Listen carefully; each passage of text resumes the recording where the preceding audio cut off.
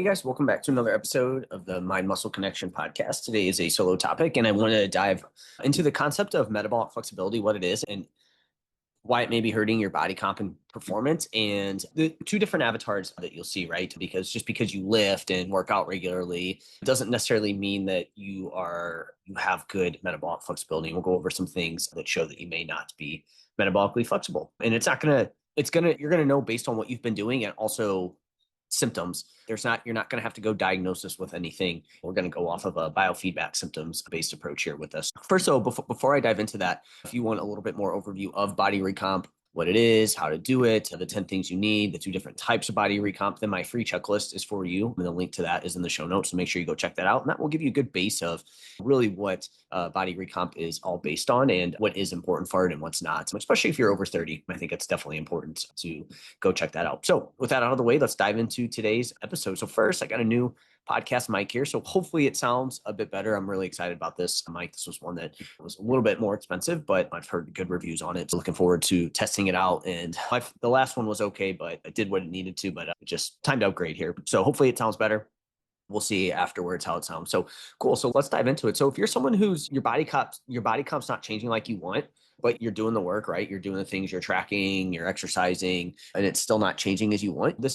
You may need to improve your metabolic flexibility. So let's dive into what that is. We're not going to get super sciencey here, but really it's your body's ability to switch between using fat and carbs for fuel based on the situation. Okay. So this doesn't mean fat burning in terms of fat loss. It's just using fat as fuel, carbohydrates for fuel, right?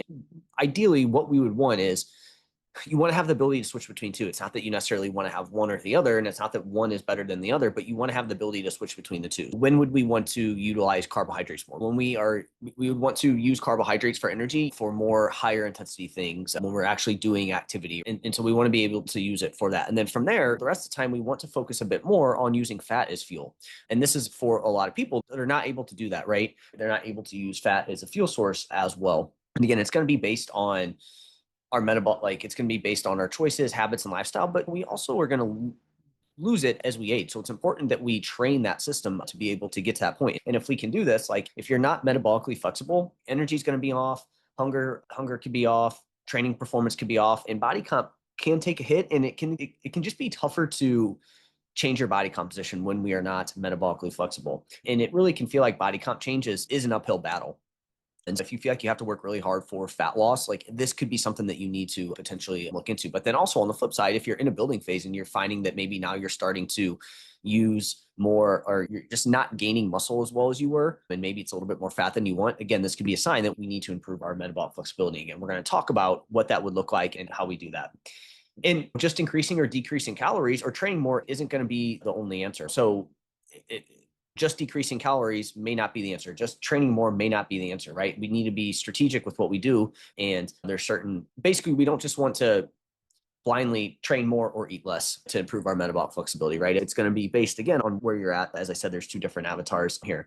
But again, if we have good metabolic flexibility, you're going to have more energy throughout the day. You're going to feel better overall. And you're going to feel like body comp is just easier to change when you need it to.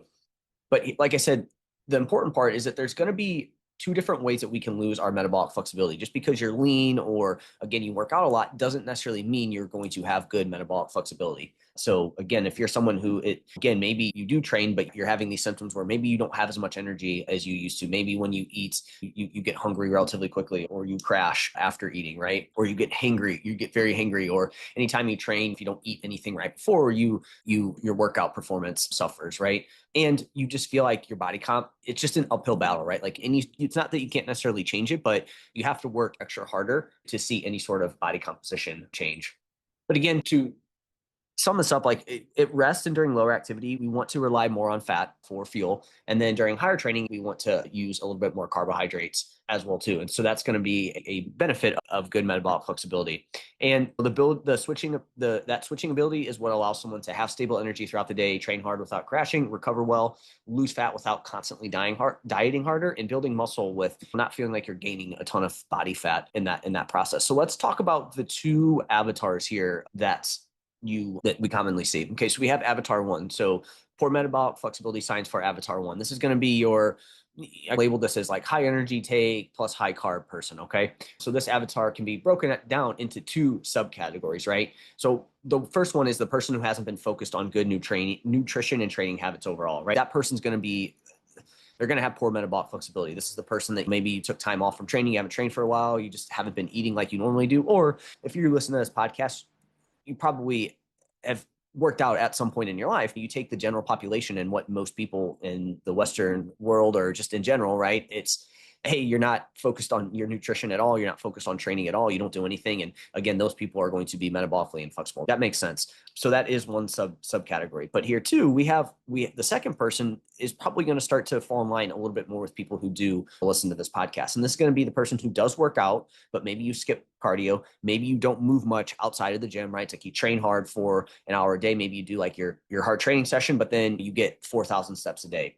Maybe you're constantly eating a ton to build muscle or feel like you need to be like in a huge surplus to build muscle. And you've been doing that for extended periods of time. Maybe you just wing your training and nutrition out of fat loss. So it's, yeah, you have periods of time throughout the year where you're like 100% on and like you crush it, but then you inevitably have those 6 to 8 months out of the year where you're not doing anything and your habits maybe fall off. Or maybe you're just someone who's always eating a lot of carbs. You heard whether you're someone who has always eaten high carb because it's like, hey, I can eat carbs. I know they're great for training. And so I want to be high carbohydrate, right? So you're always pounding carbs. You're just eating as many carbs as possible. Or maybe you're someone who was low carb at one point and then you switched to higher carbs and you saw a good benefit from that. But now you're always high carb and you're like, hey, carbs are good. So I need to eat them all the time and I need to eat as many as possible. Again, that's going to be this avatar one person here. So some symptoms of avatar one is going to be again, you're doing all these things, but you get super hungry in between meals. It's been like 2 hours since you ate and it's, holy crap, I am like super hungry here. Again, anything longer than 3 hours without food feels impossible. Like you feel like you need to constantly eat food throughout the day. Otherwise, if you don't, you get super hungry and hangry and it's, I have to eat food. Maybe high carb meals make you sleepy or you end up craving more, right? It's like you have some high carb meals and then it's like, now you just continue to want more and more of those high carb meals. Maybe you crash in training if you don't eat right before, right? So it's like hey, I have to eat an hour before training. Otherwise, I'm not going to have a good training session. Again, yes, if it's a super intense session and super long, like you're going to have to fuel. But if you're 20 minutes in and you're crashing because you didn't eat 20 minutes before your workout, like that's a problem. Like we need to look into that. You have significant energy dips throughout the day, maybe around 2 to 3. It's like you see really like a decrease in energy throughout the day. Fat loss feels harder than it should when you decide a fat loss diet. So maybe you're not in a fat loss phase. Not like maybe years ago, it was like super easy for you to lose body fat. Hey, you got to a deficit, boom, you're good to go. Now you try and fat loss diet and things just aren't as moving. They don't move as quickly as they did before, right? So fat loss dieting feels a lot tougher than it used to there whenever you decide to do fat loss. Again, blood sugar swings are obvious. So you like have fatigue, cravings, irritability after having higher carb meals. Maybe you're not getting the same response to carb intake for training as you once did. This rings true to me. Whereas in the past, you'd come out of a fat loss phase and like you would have carbohydrates and you would just freaking get an amazing pump and you'd feel really good and you'd feel that really good response from carbohydrate intake. But then as the building phase would go on, like I would get to that point to where the carbs didn't have the same effect. My pumps weren't as good and I didn't really feel a huge benefit from carbohydrates in my training as I did at the beginning, when I came out of a fat loss phase. And then maybe like later into your building phases, when you are trying to gain muscle and gain some body fat, gain some weight because you're in a building phase, or you just get later into a building phase and you're just finding that you seem to gain body fat more, like it's the weight that you're gaining or even your body comp is really degrading as you get further and further into a building phase there. And then maybe or you're just someone who's consistently been over 200 to 300 grams of carbs per day, 200 to 300 plus gram carbs. I should have specified that in my post, but 200 to 300 grams of carbs per day plus per day for months on end, right? So if you've done this for a year, 2 years in a row, and you haven't had one day where you've gone lower carb at all. So that's going to be avatar one there. And we're going to come back to what are some things we can do for the specific avatar here. Okay, so avatar two is going to be poor metabolic flexibility signs. This is your low energy intake, low carb, high training load person, okay?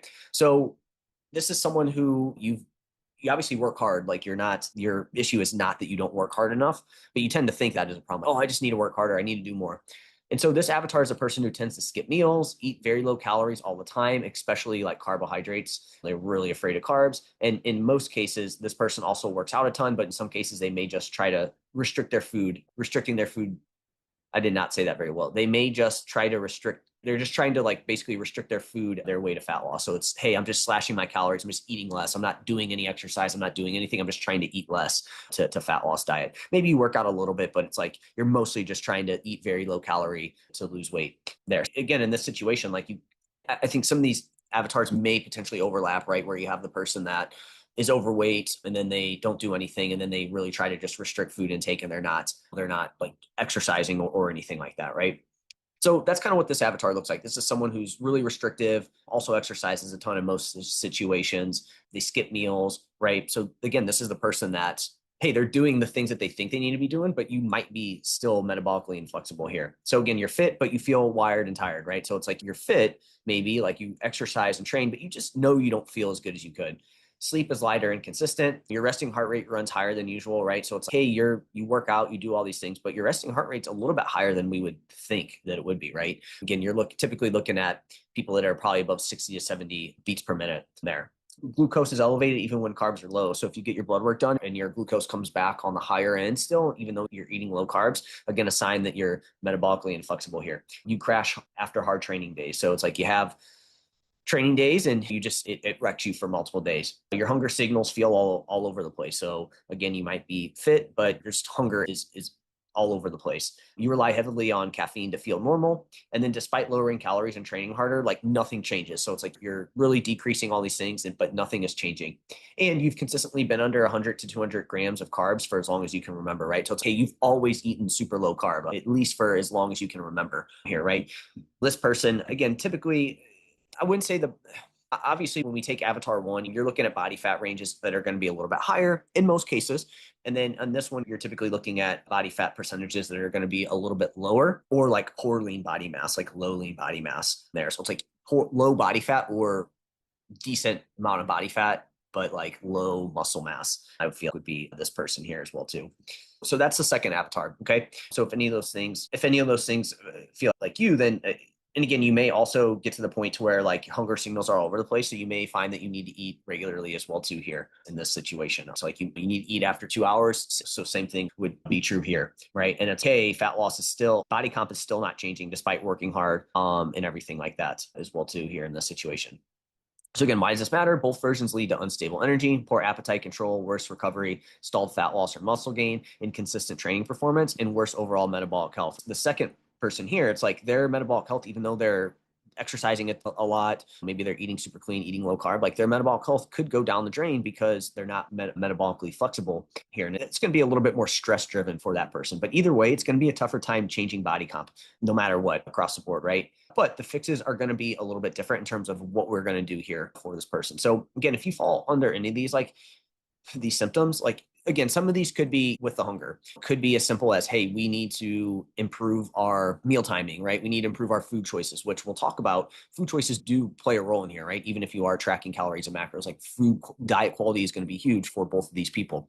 So it could be something like that, right? It could be, hey, sleep is off as well too. Like your circadian rhythm is off. Maybe stress is super high, right? So some of these basics, and they'll be in some of the things that we want to work on, but these could be the things that we really need to focus on for some of these people, right? So we don't want to overlook the basics here from a meal timing perspective. Just because you're hungry after 2 hours, we don't want to just assume, oh, hey, it's because you're metabolically inflexible. We'd want to look at, hey, are you eating, if you just ate a meal that was super low calorie and didn't have much food volume, yeah, you're going to be hungry relatively soon after that, right? So it's like, that's the fix. But if that is a regular eating pattern of you, that could mean that you have some work to do in terms of metabolic flexibility.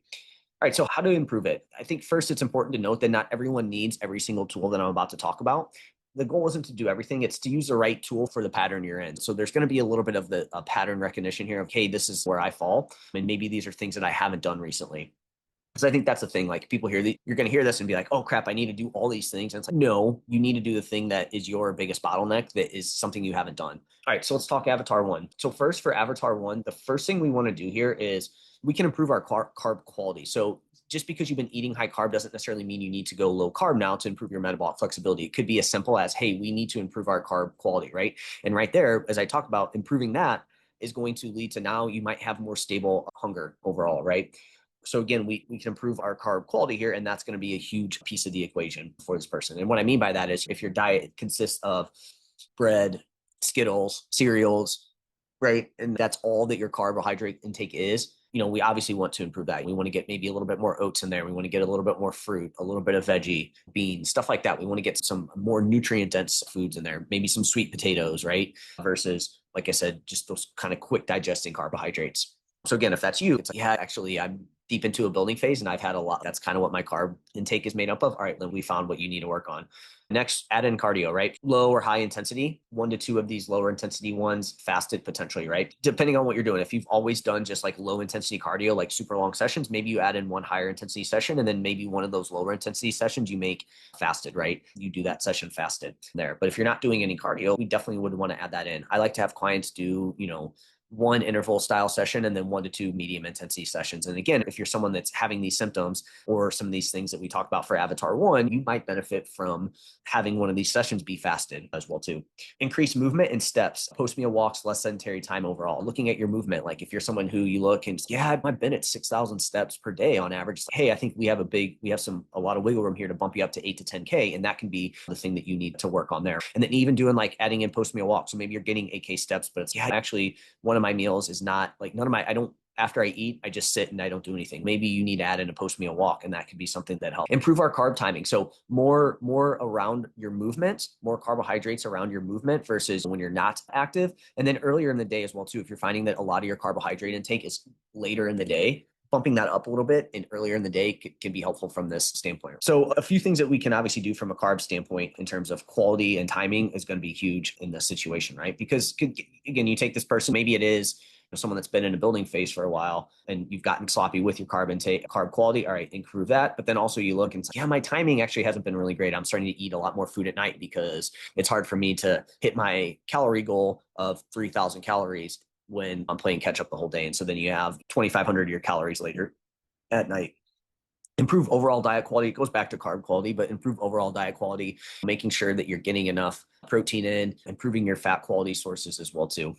Use lower carb phases or days strategically. So a lower carb phase could be a fat loss phase, right? It could be you have a day in your building phase where you have a day that's lower carb, right? Maybe you're under 100 grams of carbs one day or under 200, whatever it may be. Again, if you're someone that is struggling with any of these things that we talked about. So you could use a lower carb phase. Like I said, that could be a fat loss phase that you do. That would technically be a lower carb phase than what you've been doing. So a fat loss phase, or again, like I said, those days at a lower carb intake 1 to 2 days per week or 1 day every 2 weeks, whatever it is. You just want to try and get into that lower carb state every once in a while, especially if you want to continue to build and not necessarily get into a full on fat loss phase, because a fat loss phase would help with this as well too.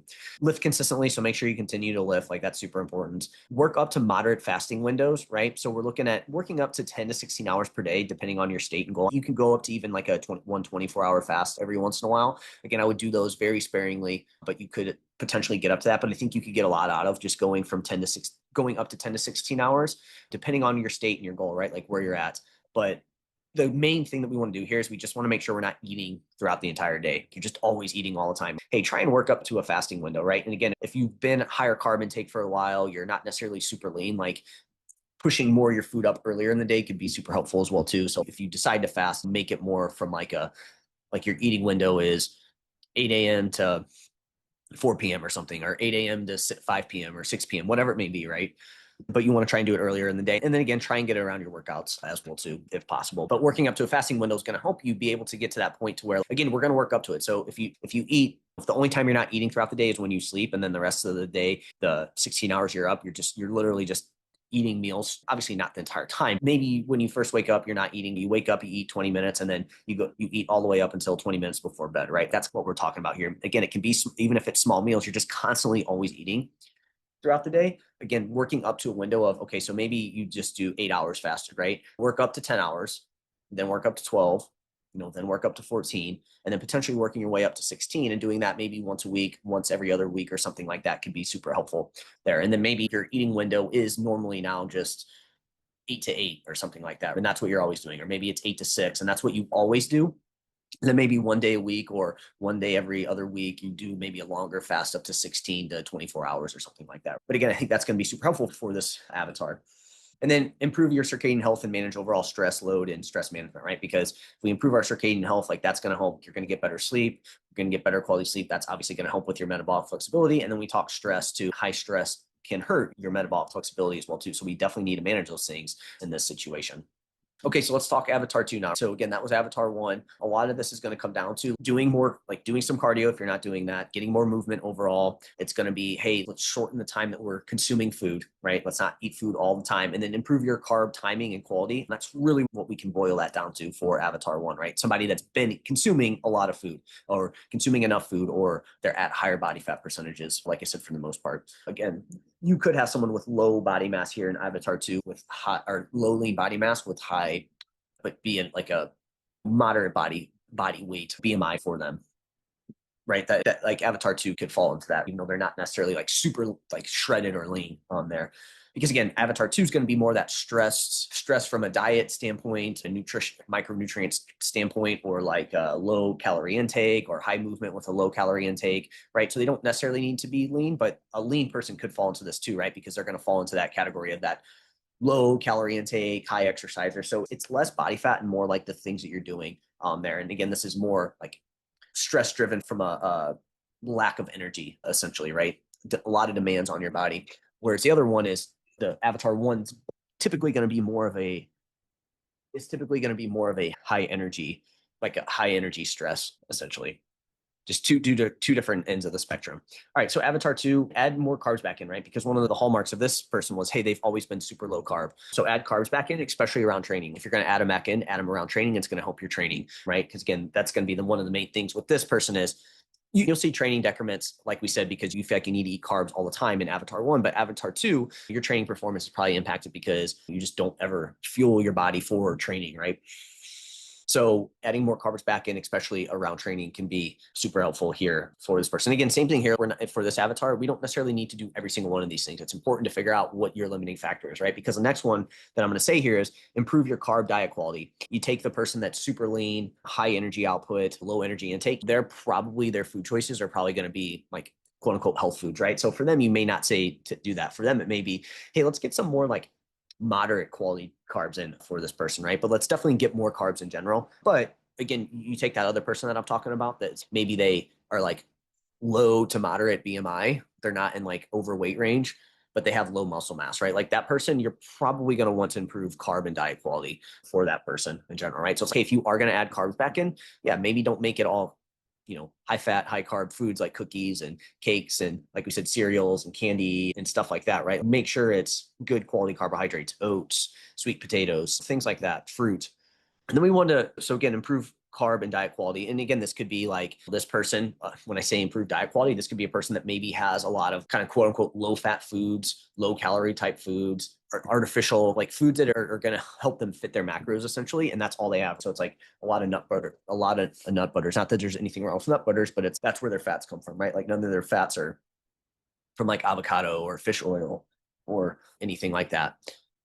So the next thing that we would do for this person would be reduce HIIT intensity and frequency. So again, a lot of times this person's going to fall into that, like doing a lot of like boot camp style classes, like high circuit style training all the time. And they're going to do that all the time, right? Anytime they go and train, they have to burn the most calories. And so we want to reduce that intensity and that frequency of how often we're doing that. Not saying to not do any HIIT, but it's like, hey, go back to what I said of we want to have a couple days that are medium intensity cardio, and then one day that's maybe higher intensity that is more interval style. But we need to watch our training intensity, and we're not just going in to burn as many carbs as possible, right? Because as I said, one of the issues with this person is their stress is coming from a low energy state, which is going to impact their metabolic flexibility. And for also hammering the intensity, the HIIT intensity and frequency and things like that, it's just going to add more stress to the body. So for this person, instead, we want to focus a bit more on aerobic base work, like low to medium intensity cardio. So you're going to work on, again, like I said, let's say you do 5 training sessions a week and they're all boot camp style classes, circuit style, high intensity, you get your heart rate up for an hour at each time. Hey, we're going to do 1 interval session per week. We're going to get 2 to 3 days of weight training, and then we're going to do 1 to 2 days of medium intensity cardio, right? And we're going to work more on that aerobic base and build that up for you. You need more of that. You need more of that training that is, I don't want to say easy, but it's not like super hard and you're not just like burning yourself to the ground every single time. We need to dial back that intensity, and we can do that by adding in more aerobic based work. Again, that's that low to medium intensity cardio. You could call it zone 2, you could call it zone 3. We're looking at 20 for medium intensity, 20 to 30 minutes. at a heart rate of, let's say, 130 to 160, 150, again, depending on your levels. And then, or zone 2 of 30, 60 plus minutes at a heart rate of 110 to 140 or something like that. Again, same thing here. We'd want to improve sleep and circadian health. We want to find ways to take stress off the body, and that's going to be helpful from that standpoint, and also manage overall stress load on the body and stress management. So we would need to make sure that's in check. We'd want to eat regularly instead of fasting too long. So this is going to be the person on the flip side that they're probably going to try and do a lot of fasted training. They're going to try and do extended fasts. They're going to fast a lot, but their body's already stressed and they've already tried to hit that kind of like fuel state, and they do it too often. And so they need to flip back to the other side where they need to make sure they're fueling enough and they're not always in that fasted state. Again, I wouldn't go to only fasting 8 hours like while you sleep and eating all day. But again, maybe this person has a fasting window of 12 to 16 hours. Maybe we go closer to 10 hours for this person, 10 to 12 hours, something like that. And then potentially increase calories slightly. Again, this depends on where you've been. If you've been low calorie for a while, that would be what you would need to do. If you're, again, fall in that other subcategory that I was saying, where you're like low to moderate BMI, but low muscle mass, you may not necessarily need to increase your calories slightly. You would be probably a diet quality thing, working on the stress stuff that we talked about, lifting weights regularly, right? Something like that for that person. But if you're that other person that you've been low calorie, then increase calories slightly, right? Again, that could be a solution for this person. Watch your caffeine intake, right? We want to make sure that we're not just hammering caffeine all the time, and then reduce training volume temporarily. So this could be something that this person needs to do. They need to reduce their training, right? If it's super high, they're training 7 days a week, always super high intensity. Again, maybe we're going to dial back that training volume and just be smarter with our training. I don't think this means you need to not train at all, but we just need to be smart with, is the volume we're doing matching up with the fuel that we're giving our body, and what does that look like? Because again, as I said, there's 2 subtypes to this. There's the low calorie, high energy output lean person. Then there's the low calorie, high output, moderate body weight, low muscle mass person. And what they're going to do is probably going to be a little bit different, but they still fall within this, hey, they're not metabolically flexible either. So those would be the things that we would work on, right? And I think, again, as I said, you don't need to do all these, but a lot of them you can do, and they would be beneficial. But figure out what is the biggest thing for you that you haven't been doing. And that's probably the thing that needs the most work there for you. So again, metabolic flexibility isn't about being low carb or high carb. It's about your ability to switch between fuels, and people lose that ability for different reasons. And then understanding too, as we talked about throughout, as you age, we're going to lose that ability to switch between fuel sources. So we need to make sure we keep it sharp. So recognizing where you are and using the right tools is crucial for taking your body comp and performance to the next level. And this is, again, exactly what I work on inside my coaching, right? So we base your methods on where your body is currently at, not blanket protocols. Hey, high carb for everyone or low carb for everyone. We need to find what works for you, what your physiology needs. And that's where we're really going to be able to take things to the next level for you. Again, the methods must match your physiology. So let me know if you have any questions on this topic. I hope this was helpful and gave you some insight into what you need to do if you're struggling with changing your body comp. So again, if you have any questions, just reach out to me on Instagram, Jeff, HOEHN_. Give me a follow if you haven't. That's where I'm most active. And then if you found this podcast to be helpful in any way, if you could leave a rating and review on Spotify, Apple, wherever you do that, just leave that and more people will find this podcast. So appreciate everybody. That's it for now. And I will talk to you soon.